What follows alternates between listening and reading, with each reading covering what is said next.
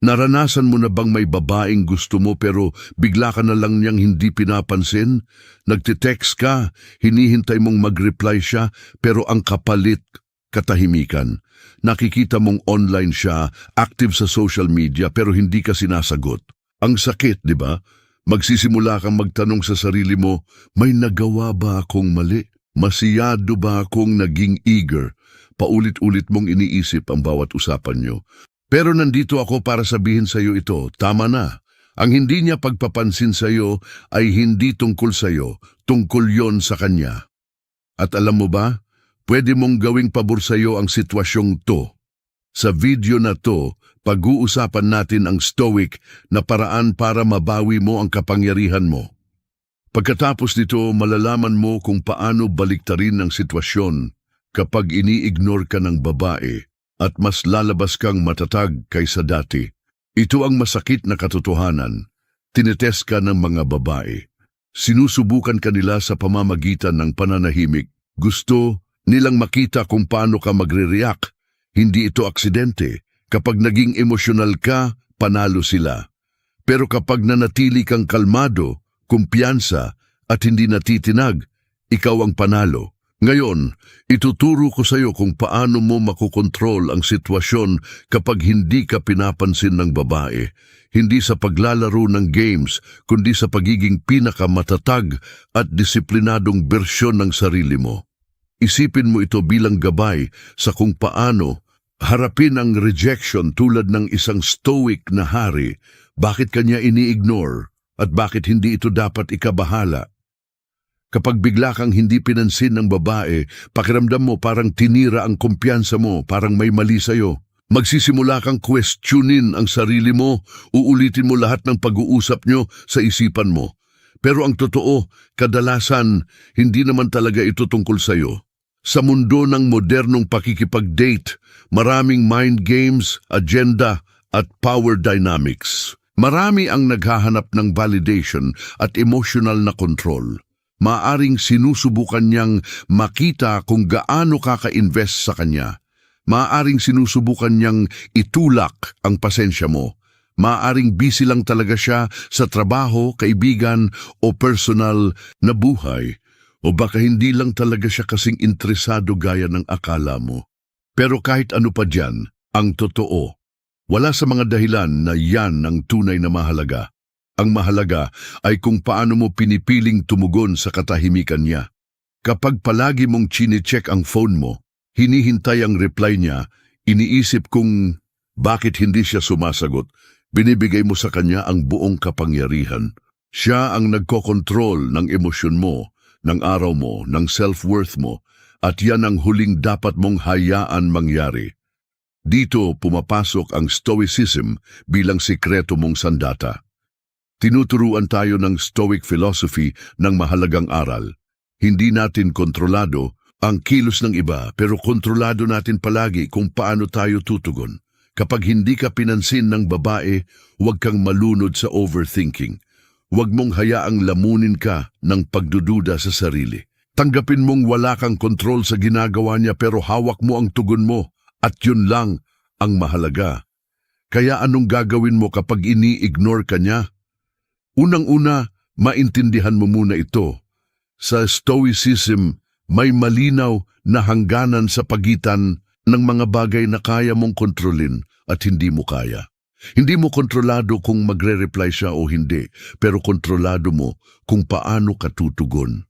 At kapag ini-ignore ka niya, ang tamang tugon ay ito.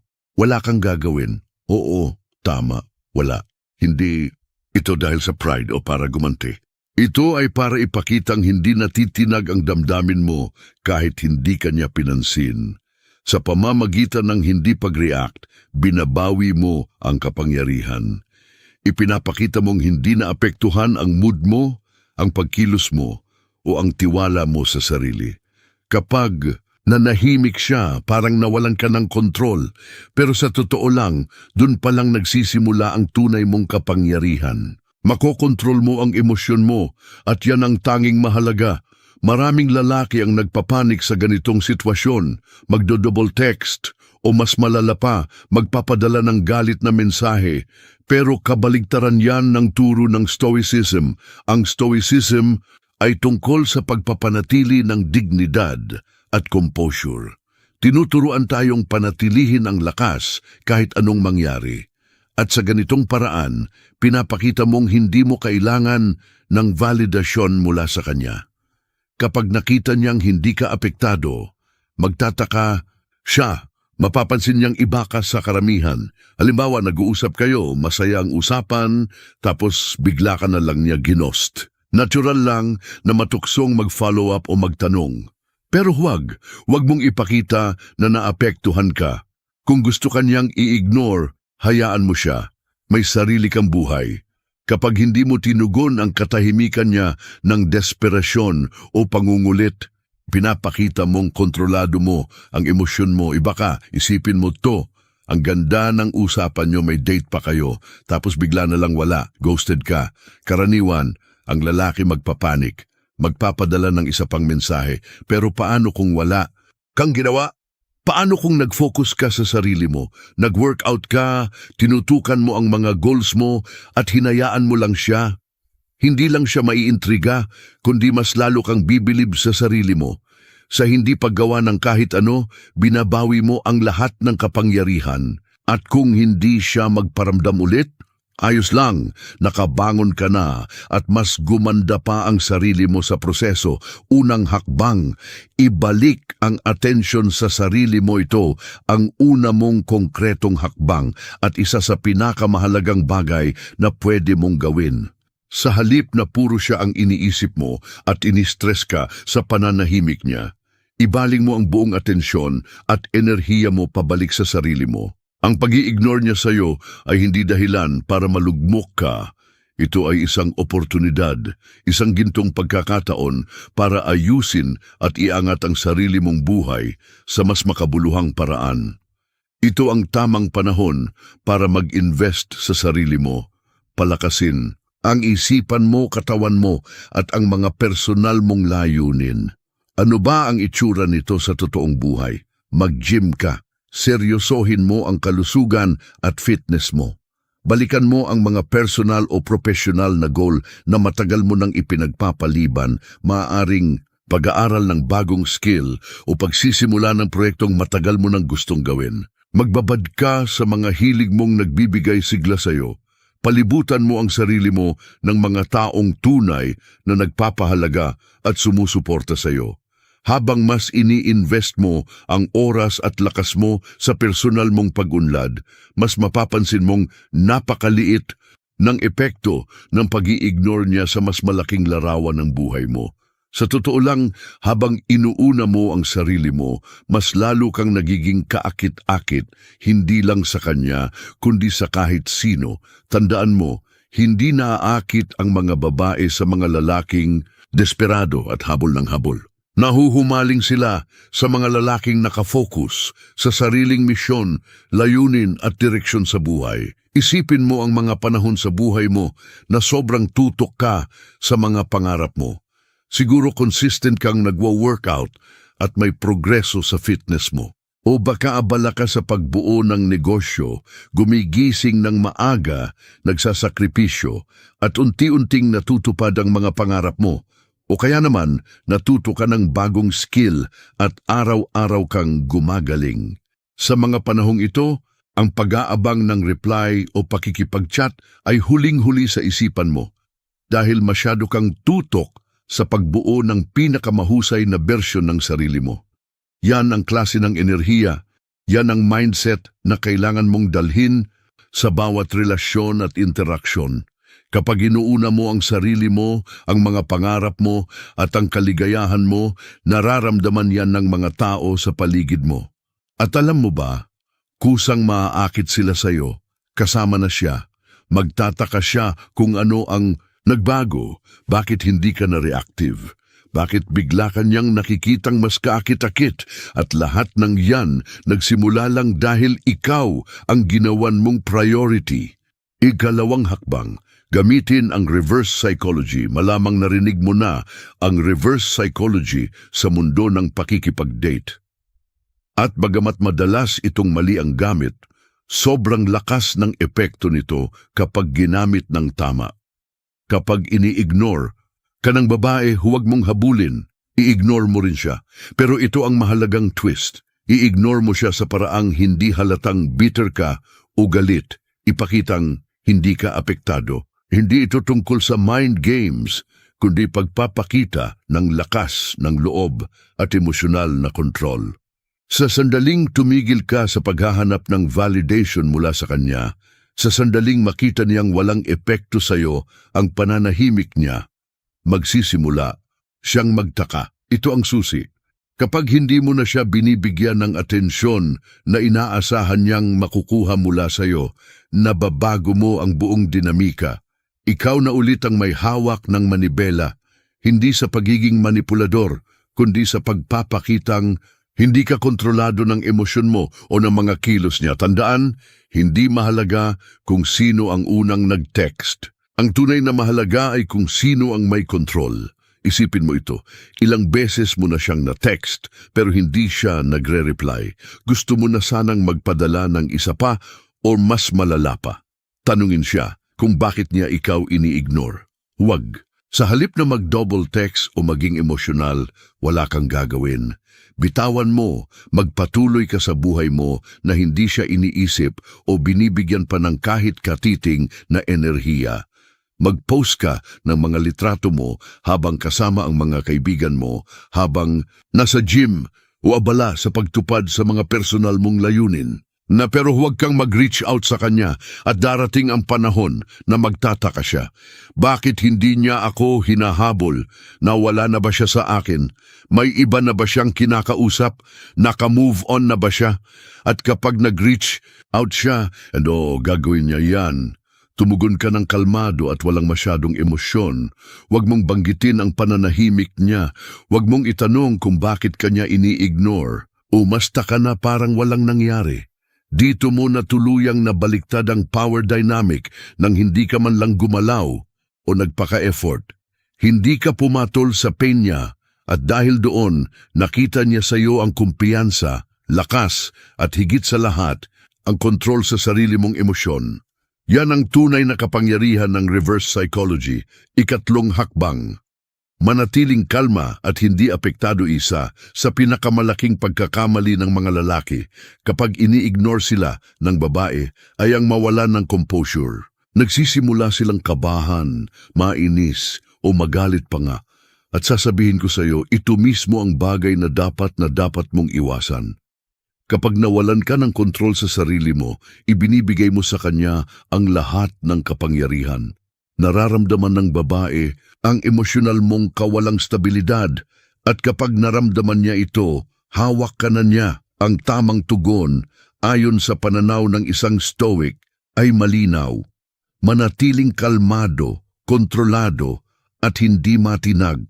Ano man ang ginagawa niya, dapat ang mindset mo ay parang isang taong matatag, nakasentro at hindi kayang maapektuhan ng kahit anong panlabas na kilos.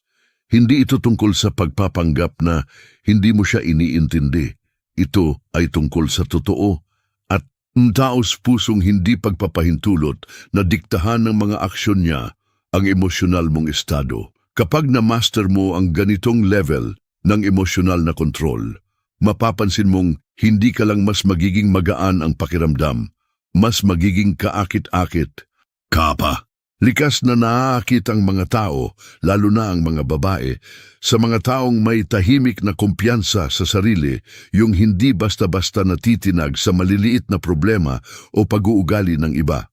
Sa katagalan, ang pagiging kalmado ay nagpapahiwatig ng kapangyarihan at ang kapangyarihang iyon ay hindi mapigilan. Kaya sa susunod na i-ignore ka niya, pigilan mong mag-react ng emosyonal o padalos-dalos. Sa halip, huminga ng malalim, umatras sandali at ipaalala sa sarili mo ito, ang mga aksyon niya ay hindi basehan ng halaga mo bilang tao.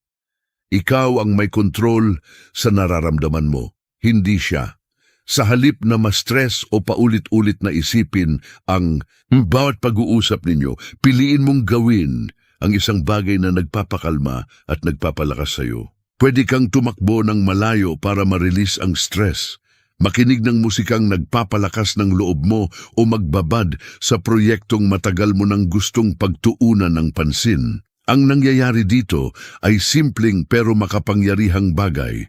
Kinukuha mong muli ang kontrol sa pamamagitan ng pagbawi ng atensyon mo mula sa kanya at ibinabalik mo ito sa sarili mo. Sa ganitong paraan, napapanatili mo ang iyong emosyonal na lakas. Ipinapakita mong hindi ka nakadepende sa mga tugon niya.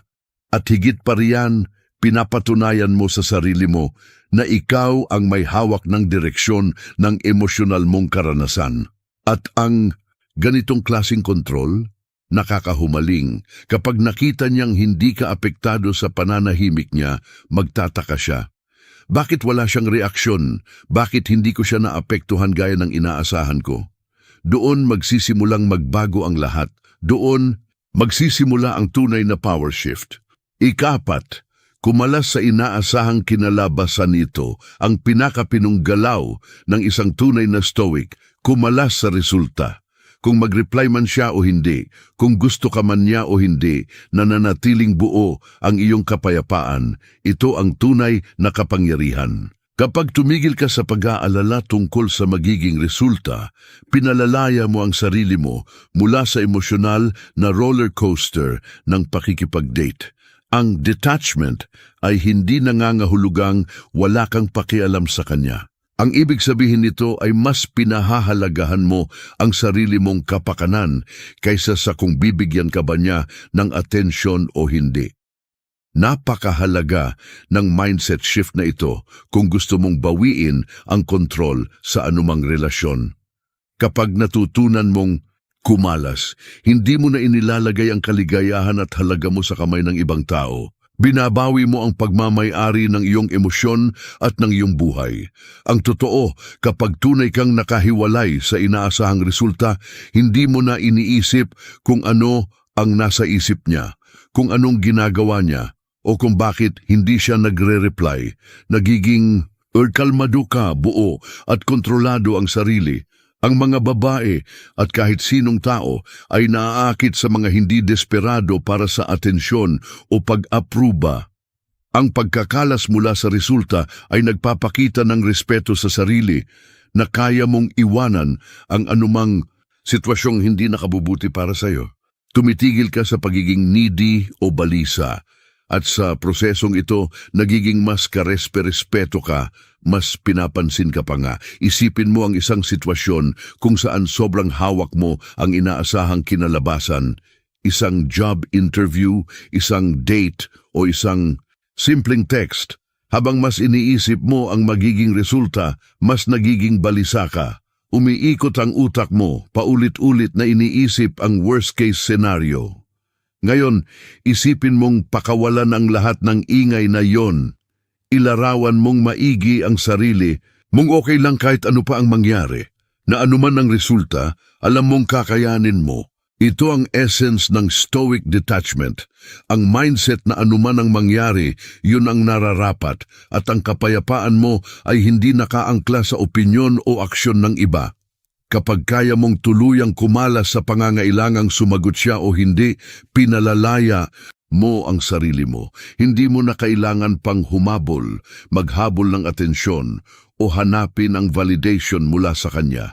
At kapag malaya ka, doon ka nagiging lubos na kaakit-akit. Ang kalayaang ito mula sa inaasahang resulta ay sumisigaw ng kumpiyansa. At ang kumpiyansa, yun ang tunay na nakakaakit. Ipinapakita mong ang kasiyahan mo ay hindi nakabase sa panlabas na papuri, kundi sa panloob na katatagan at kontrol. Ito ang buod. Kapag ini-ignore ka ng isang babae, karamihan sa mga lalaki ay natataranta. Hinahabol nila, iniisip ng paulit-ulit ang nangyari. Nawawalan ng kontrol, pero hindi na ikaw.